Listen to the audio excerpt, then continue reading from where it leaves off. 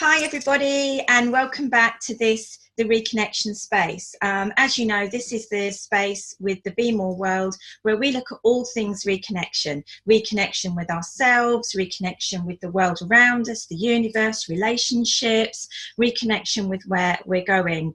And I've been having some great fun doing some interviews with people that I've come to know within my community and the wider community, talking about their view of reconnection, talking about moments in their life where they've had that reconnection moment where either life has took a different turn, or they've decided to do something different, or they've stepped outside their comfort zone, or perhaps in some cases, as we know, life has put something upon them that they never expected.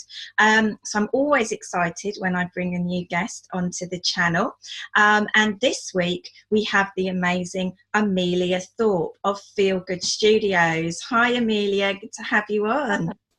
Thank you, it's great to be here, thank you. And we were just admiring that beautiful kingfisher that's in the back, perfect backdrop for the interview. Yeah. It's wonderful. He is gorgeous. Now Amelia and I have spoken previously. She's been fabulous. She's been a guest on our Facebook Live, so I've got a really good idea of kind of what's going on in Amelia's world, and you're going to tell us a bit about slightly later in the interview about this wonderful place that I'm desperate to go to, which is the Feel Good Studios, where you do some amazing things to help people do exactly that, feel good. But in this case, this is an opportunity to learn a little bit about you and learn a little bit about kind of where you got to in your life and how you ended up where you are, or a particular moment. So I'm going to hand over to you and let you share your experience with our viewers today. Okay, thank you. Well, I think really the key moment, and I guess the thing about key moments in life is we don't know there are key moments at the time. Yes. necessarily. Yes. And actually going back now 20 years, it was a very key moment. So I actually started life with the desire to become an actress, and I got into drama school. And very long story short, I reached a point in that journey where, unbeknownst to me, my mental health and my well-being really did decline massively. I really did stop coping with life. I pretty much permanently, if I was having to go out anywhere, I would have headphones in my ears, and I was literally trying to shut the world out. So you were disconnecting completely? Completely. The music would be so loud in my ears because I didn't want to connect with anyone. I didn't want anyone to come into my space. And unbeknownst to me, I was definitely spiraling very much into depression and various other issues that came with that. But I was very, very fortunate and very blessed that I got presented with an opportunity at the end of my first year at drama school to go off for 6 weeks to New Zealand. Wow. Which isn't your kind of standard opportunity. So I was very lucky, and I did jump at it, and I went off for 6 weeks. And prior to going, I had to actually choose my route with this coach trip. And it was one of those really weird things. I'd never been to New Zealand. I knew nothing about the country. And I just looked, I was looking at the map with my stepsister. And I said, I don't really care where I go as long as I end up there. And I just pointed my finger at this one place, which is towards the bottom of the South Island, called Queenstown. And I said, I have no idea why I want to end up there, but that's where I want to end up. So you didn't know anything about Queenstown? It was just a place on a map? It was literally a place on a map. I had not a clue. So so we're talking about four and a half weeks into the trip, we finally arrive at Queenstown, and the coach pulls up in a car park that happened to be right outside a newly opened holistic centre. I'd never heard, I know, bizarre, huh? I'd never heard of holistic therapies or anything in terms of well-being before at all. And at that particular point, I was physically very run down. I'd been really struggling for a good couple of weeks with a horrendous head cold. I'd done a 12,000-foot skydive at the beginning of a cold, which actually by the time I landed left me deaf in my ears. Yeah. So I actually couldn't hear a thing at that point, and it was just full of this cold. So I felt pretty rubbish anyway, physically, and was very focused on wanting to physically feel better. I wasn't connecting to my mental state particularly at all. Anyway, went into this centre. Again, long story short, I ended up going in there every single day. It became like the most safest, peaceful place on earth I'd ever known. And what was so gorgeous about it was that they would let me just go in there and be in there. I didn't have to pay for any treatments. I didn't have to part with any money for anything. Wow. They would make me a root ginger tea. They would let me just sit in the reception room. I could sit and read. They had all these different kind of cards out and stuff. Again, stuff I'd never really come across before, and some of it seemed a little bit wacky to me back then. I didn't really get it. And yet I kept going back because I was feeling so broken that I found it was a place I felt okay and I felt safe. So because of that, it led to me meeting obviously people there in the holistic centre, and one lady, her name was Robin, and she did literally take me under her wing. I mean, she was amazing. And she trained me in Reiki, and we did Reiki 1 and 2. That was the beginning of everything that has spiraled from my life since. That whole experience of that holistic centre, that understanding that actually, yes, I was feeling rubbish and was in a very bad, dark place, but I started to get an understanding that I could do something about it. There were things within my power that I could do. I'd felt so powerless. And that with that support, I was able to start a journey of perhaps beginning. And it was very early days of a beginning, but it was crucial to, as I say, to everything else that has led from that point onwards in my life, to actually rebuilding myself and understanding how I can feel good. I love that phrase, to actually rebuilding myself, because you said there that you felt broken.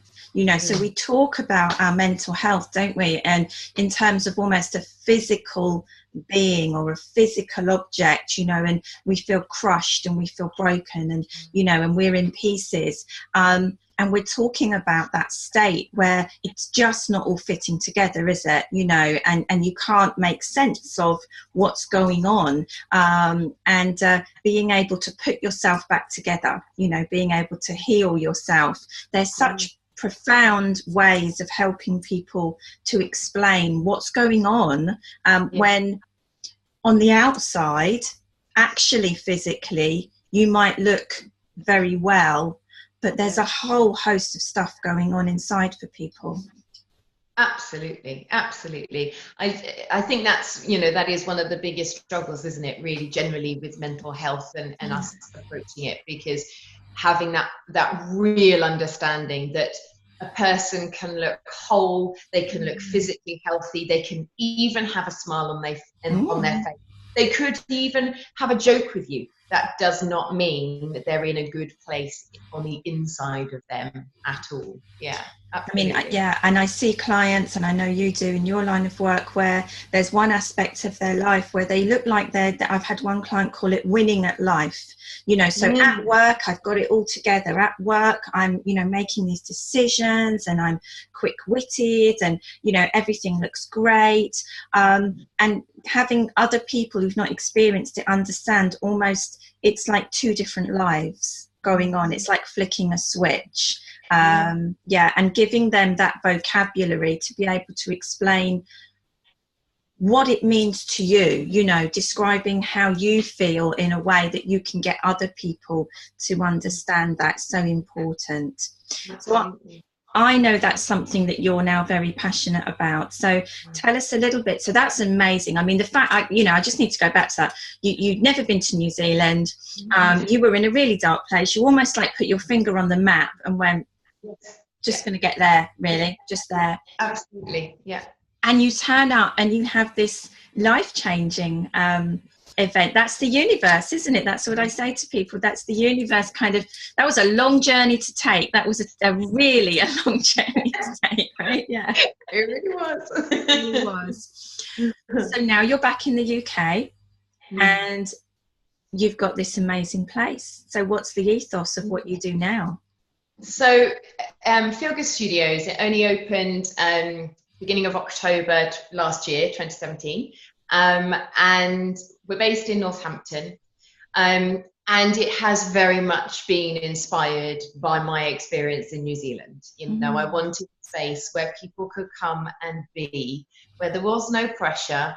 They could participate in classes, they could participate in the various, workshops or whatever we have going on here, and in complementary therapies and so forth, but there's no pressure to. So the room I'm actually sat in at the moment, that's called the chill zone, which is also, it doubles up as the reception, but the chill zone is deliberately that. It's the place to come and be. I will go into the little kitchen, make you a cup of tea. There's no pressure. You don't have to talk to me if you don't want to talk. If you want to talk, we can talk. There's literature and books and stuff you can sit and read, just books to inspire and to nurture well-being. And then if you wanted to come and participate in a class, or you wanted a one-to-one session, whether that's for yoga, for counselling, or as I say, as a therapy treatment, a complementary therapy, then you can, but there's just no pressure. And that was really important to me, because that was, for me, probably the most crucial part of that experience in that holistic centre, where we just kind of, sometimes life is overwhelming and we need to hit that pause button, and we have nowhere to go for that. Even nowadays, it's, we're 20 years on since that time for me, and 20 years on, we are at an even faster pace of life. It's very difficult to get away. So to just shut yourself in your room at home isn't necessarily going to help in so many ways. A, obviously it can become very isolating, but B, we've got a zillion distractions, so this is a space in which you can actually genuinely hit that pause button, be in a very safe environment, and just chill out. I love that, and I've not heard of anywhere where that is possible, apart from the library, go back, apart from the library,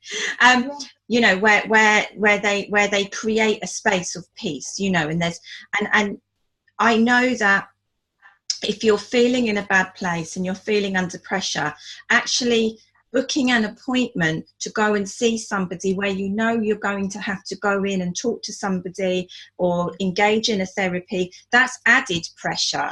This is almost like giving them that safety step to say, actually, the first step is just turn up whenever you want. So if you feel like you're able to come and turn up today, just turn up. You don't have to book, you don't have to feel under pressure to meet that appointment, you don't have to talk to anybody, and start to feel at peace and trusting of the space that you're going to then maybe go on to decide, I could take another step here. I think that's brilliant.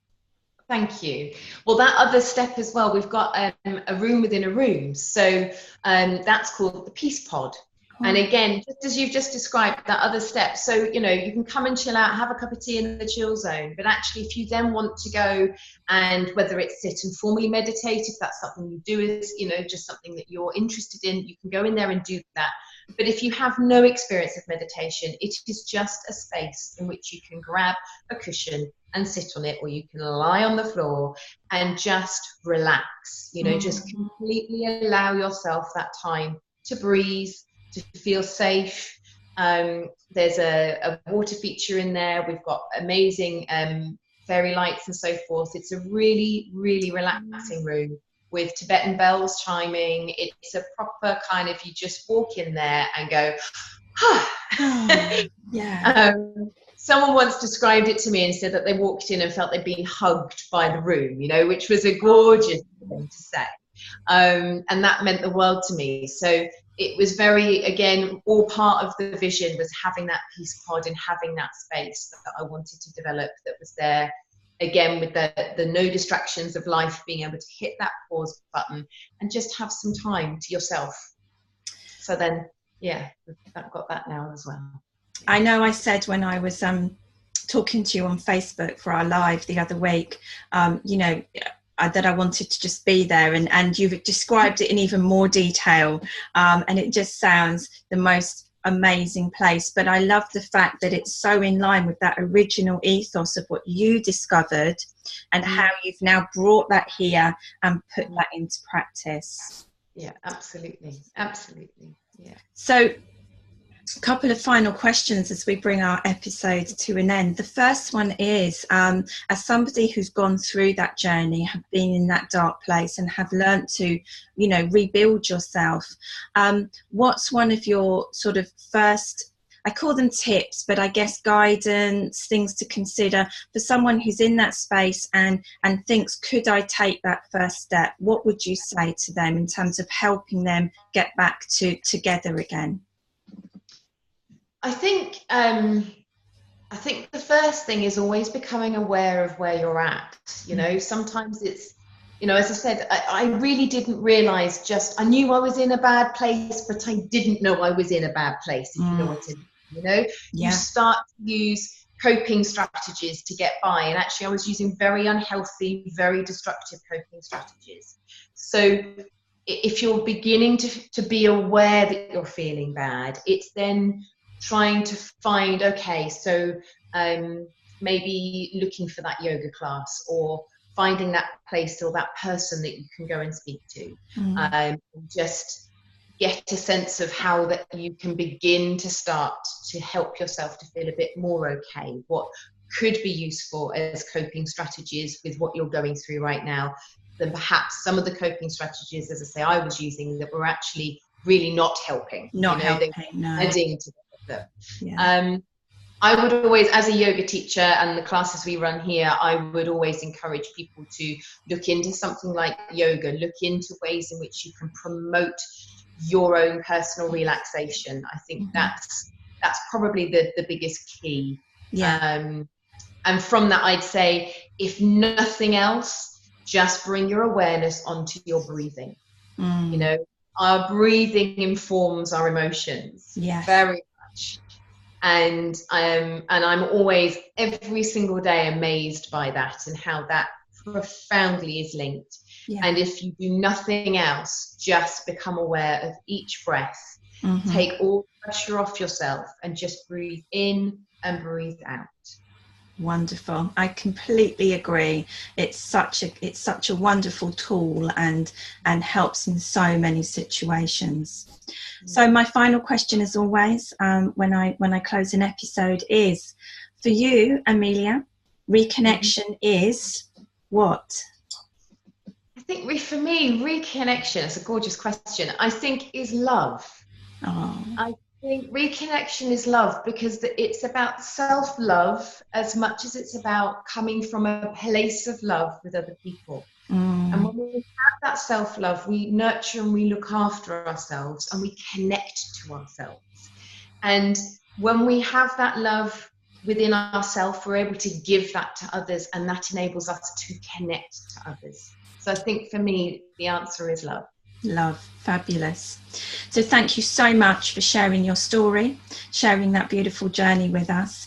As always, if you have enjoyed watching the Reconnection Space and you've watched the video and now you're thinking what to do next, why don't you click on that little button that says subscribe?